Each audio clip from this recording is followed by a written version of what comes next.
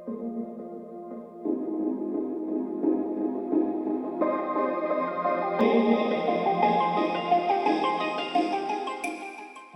तक के जीवन में 6 ज्योतिर्लिंगों महाकाल, त्र्यंबकेश्वर, काशी, देवघर, रामेश्वरम और भीमा शंकर के दर्शन करने के पश्चात इस वर्ष हमें अवसर मिला केदारनाथ बद्रीनाथ धाम यात्रा का। और फिर क्या था, एक सुबह हम निकल पड़े लखनऊ से केदारनाथ बद्रीनाथ यात्रा पर। अब कहने को ये यात्रा हमने लखनऊ से शुरू की थी, पर आपके लिए ये यात्रा शुरू होगी योग नगरी ऋषिकेश से। अब वैसे तो लोग पहले केदारनाथ फिर बद्रीनाथ की यात्रा करते हैं, पर अपनी हवाई यात्रा के साथ सामंजस्य बिठाने के चक्कर में हमने ये यात्रा शुरू की बद्रीनाथ से। तो पहले दिन हम लखनऊ से बाया पीलीभीत, रुद्रपुर, नजीबाबाद, हरिद्वार होकर सीधे पहुंचे ऋषिकेश। और आगे की कहानी के लिए चलते हैं सीधे ऋषिकेश।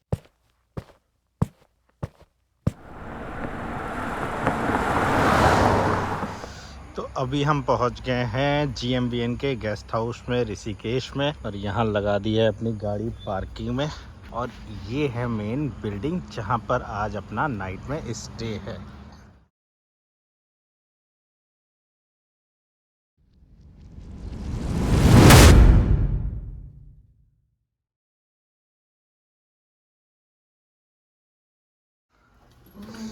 तो ये था GMBN के गेस्ट हाउस में अपना room.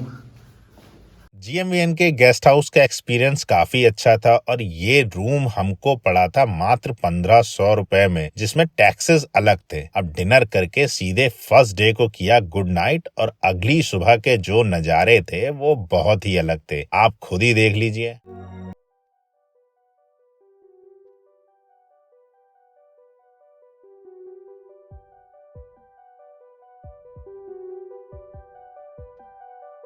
So good morning guys, welcome back to the channel.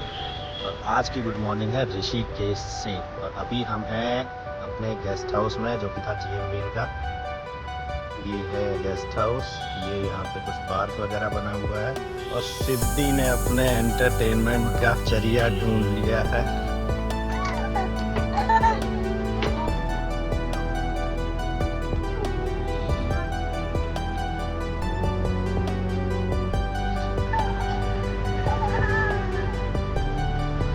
बहुत तेज आएगी।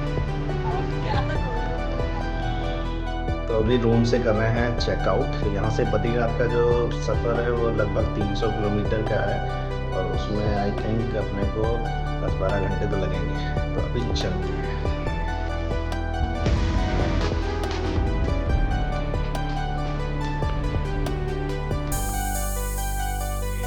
ये नहीं गंगा जी है। अरे गंगा जी है। अरे ना गंगा जी है ये। कैसी बातें कर रहा अरे है भैया ना है। देखो भाई, ये गंगा जी से ही है। इसको बोलते हैं चंद्रभाग, लेकिन ये निकलती गंगा जी से ही है।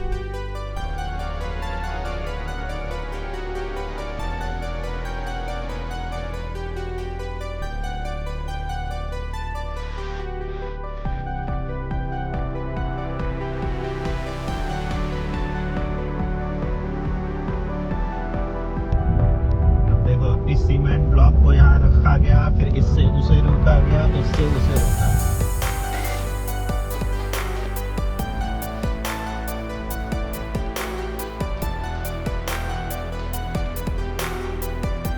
तो ये है कर्णप्रयाग।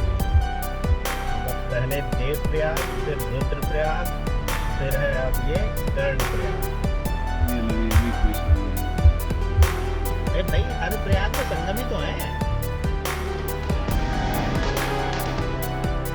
प्रयाग अर्थात जहाँ 2 नदियों का संगम होता है। इस रूट पर टोटल 5 प्रयाग पड़ते हैं। पहला देव प्रयाग, जहाँ भागीरथी और अलकनंदा का संगम होता है, और इससे नीचे ही ये अविरल धारा गंगा कहलाती है। दूसरा रुद्रप्रयाग, जहाँ मंदाकिनी और अलकनंदा का संगम होता है। तीसरा कर्णप्रयाग, जहाँ पिंडार नदी और अलकनंदा का संगम होता है। चौथा नंदप्रयाग, जहाँ नंदाकिनी और अलकनंदा का संगम होता है। और 5वां एवं अंतिम प्रयाग, जहाँ धौली गंगा और अलकनंदा का संगम होता है। अभी हम आपको दिखाते हैं कर्णप्रयाग में अलकनंदा का विस्तृत रूप, जो कि बहुत ही अद्भुत लगता है।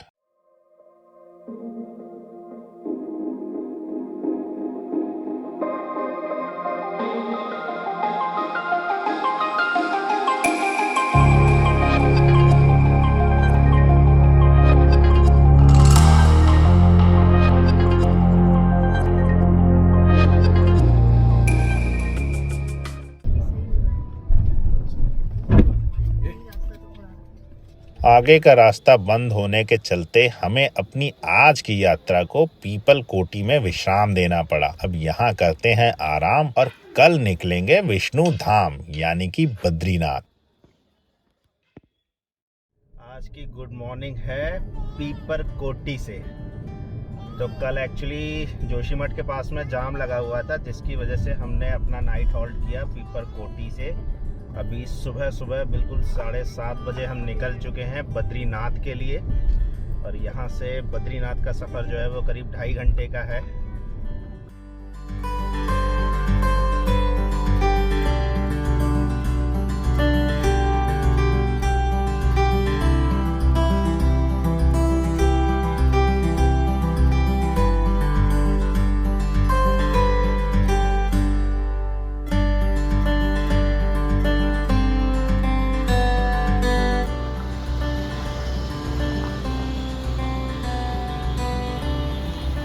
तो ये सीधा रास्ता है अपना बद्रीनाथ का। देखिए इधर जो ये गाड़ी जा रही है ये वाला, और ये जो रास्ता है ये जाता है हेमकुंड साहिब।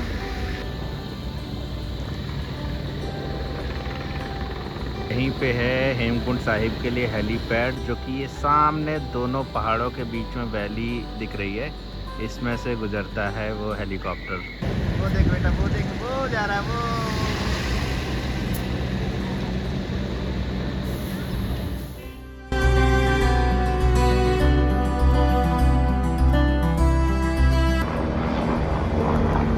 श्री बद्रीनाथ धाम में आगमन पर नगर पंचायत बद्रीनाथ आपका हार्दिक स्वागत एवं अभिनंदन करती है।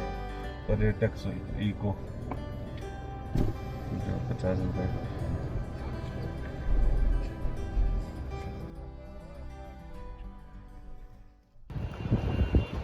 तो गाड़ी लगा दी है अपन ने पार्किंग में।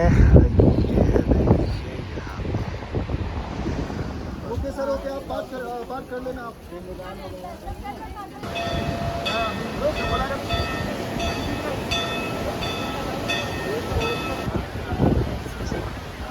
अभी जा रहे केदारनाथ।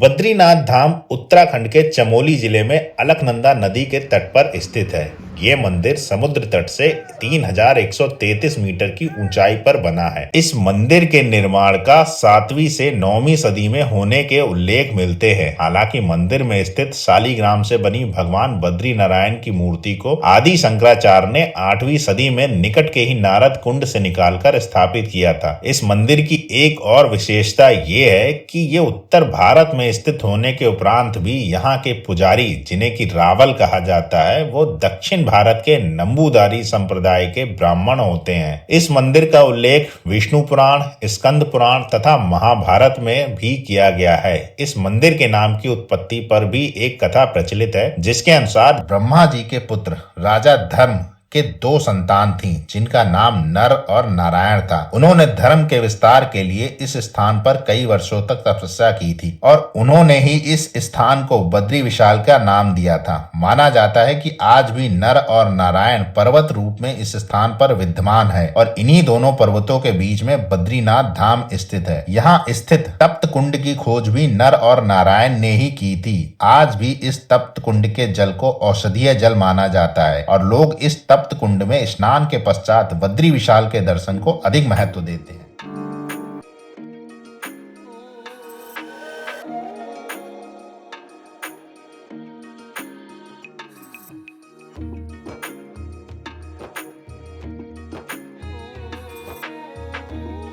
तो एक रास्ता था जिससे हम आए थे और दूसरा रास्ता एक ये है यहाँ आने का। तो ये आके यहाँ पे सीधे मिलता है और इससे आप सीधे बाहर जाते हैं। तो ये है तुलसी की माला, जिसमें की है तुलसी, श्यामा तुलसी, वनमाला, और ये चढ़ती है यहाँ पे भगवान बद्री विशाल। हम बद्री विशाल के कपाट तक तो पहुंच गए, पर कहते हैं ना कि जब तक भगवान भक्त के धैर्य की प्रतीक्षा ना ले लें, तब तक भक्त को दर्शन का आनंद ही नहीं आता है। और इस आधे घंटे के नैन सुख में हमें पता चला कि ये जो कपाट पर बड़ा सा घंटा लगा हुआ है, इसे भारतीय सेना ने भेंट किया है। अब चूंकि मंदिर में कैमरा प्रतिबंधित था, पर लक्ष्मी रमना के दर्शन अत्यंत ही सहज थे।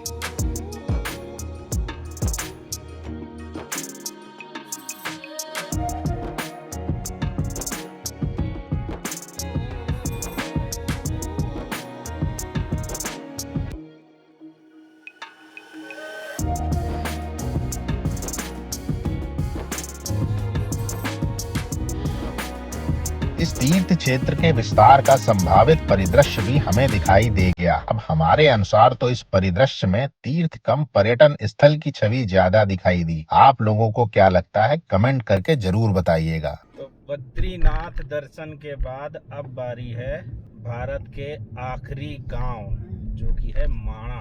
बद्रीनाथ से उसकी दूरी है लगभग 3.8 किलोमीटर और यहाँ से समय दिखा रहा है 8 मिनट। थोड़ा सा आगे गया, वो सामने गांव है।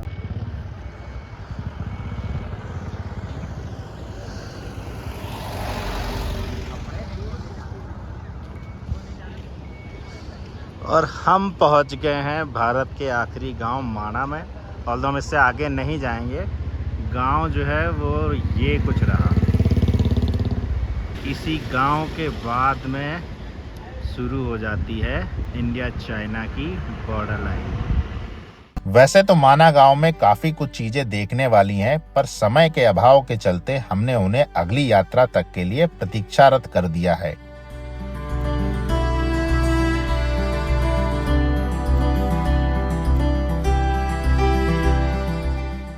रात में समय ज्यादा होने के कारण हम आज फिर अपनी यात्रा को पीपल कोटी में विश्राम दे रहे हैं और इस एपिसोड को भी यहीं विश्राम दे रहे हैं। आपसे मिलते हैं अगले एपिसोड में, जहां हम करेंगे बाबा केदारनाथ के दर्शन। तो चैनल पर बने रहिएगा। फिर मिलते हैं आपसे अगले एपिसोड में। तब तक के लिए हंसते रहिए, मुस्कुराते रहिए और महादेव के गुण गान गाते रहिए। हर हर महादेव।